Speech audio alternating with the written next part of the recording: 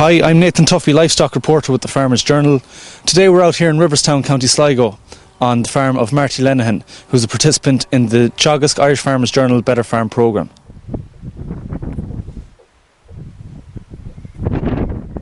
Marty, you might just run us through what type of farming system you're running here and the farm size and that. The farming enterprise is suckler cows and it's Winlands and weirdness, so there's 16 acres owned at home, and this farm here alone there's 67 acres here.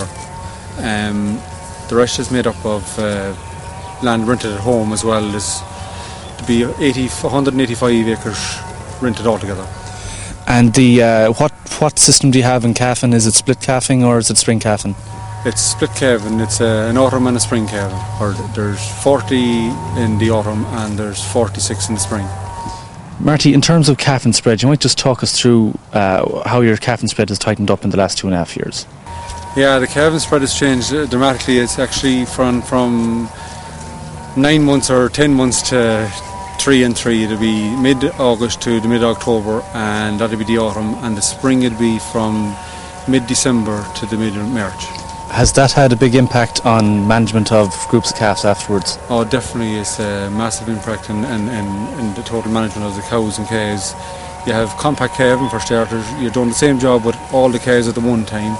Your calving is all at the same time, and basically it's much easier to run to manage the whole system. Like, in terms of calving interval, Marty, has the calving interval changed over the last 2.5 to 3 years? Yeah, it definitely has changed. It's gone from 405 or 6 to back to 380, 381. Like. So you're almost getting a calf per cow per year at this stage. That's what you're aiming for.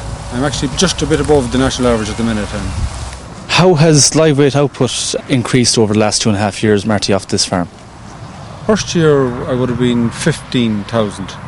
The second year would have been 30, and the last year would have been 40. And that's kilograms live weight produced off the whole farm? That's right. And how have you achieved that level of increase in output? I'd say basically it's down to better cow type, more milk in the cows. Grassland management will be a big factor in it. It'll be making paddocks out of the whole farm, and it'll be actually attention to detail really, and you know. And the increase in cow numbers would have helped that as well. The increase in cow numbers gone from 56 to 86, so that'll be a big help as well. Marty, you've increased cow numbers from 56 up to 86. You might just run us through what you've been focused on in terms of cow type. When I'm looking for a replacement, I'd say the most important thing would be milk, and preferably cow would be a Simmental crossed with a maternal Charlie, and that would be my suckler cow. That seems to be doing the business for me at the minute, so I'll stay with that. And then for the animal that you're trying to produce for the export trade or the weanland trade, what type of sire would you use for terminal sire then? I'd use Charlie. For increased weight, is it, or increased what's your weight for Charlie with the weight gain or the beef, and then the Simmental for the milk.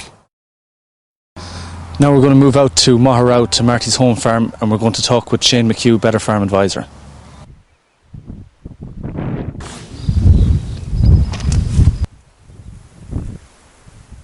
Shane, you might just fill us in on the 3-year plan and what it entails for this farm here.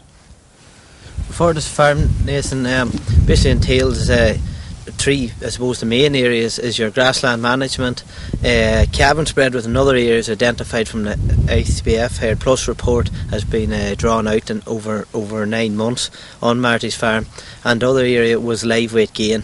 Shane, in terms of gross margin, you might just point out to me where the starting point was here on Marty's farm in the beginning 2.5 years ago and where it is at the moment. Well, the starting point, Nathan, was a gross margin of just over 70 there, 74 gross margin per hectare. That's the beginning point for 2008. For the profit margin 2010, it's currently at 402. So you see the improvement there yourself. It's sixfold the improvement over 2 years. And where do you expect to get to at the end of this year?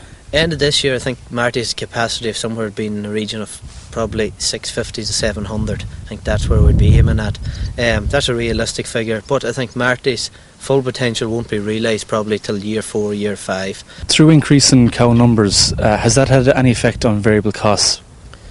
Variable costs have increased slightly, but not to the same percentage as we increased stocking rate. But I think that's in 2010. That was improving P and K fertility in the soil. In 2011 we're having the same cost against fertiliser, and in 2011 we'll have a reduced concentrate bill, where he's getting more gain from grass and improving the quality of his grass and improving live weight gain performance. Shane, herd expansion has significant impacts on herd health. You might just talk me through how you've managed around herd health here on the farm. Well, listen, I suppose in any herd it's important to have a herd health plan, and we had problems here as regards herd health before expansion, but it was more important to get on top of it at that stage. So at the minute what we're vaccinating for BVD, lepto and rotavirus. That's the 3 vaccinations programs that is ongoing here. We're also in the herd health program. We have a ongoing dosing program there for calves and for young stock. In the past 2 years, Marty had problems as regards ruminant fluke, and that was discovered through taking faecal samples from animals and dosed then accordingly. So that's something that's ongoing. So today we've seen how since entering the Better Farm programme, Marty has increased his gross margin and almost doubled his output on the farm.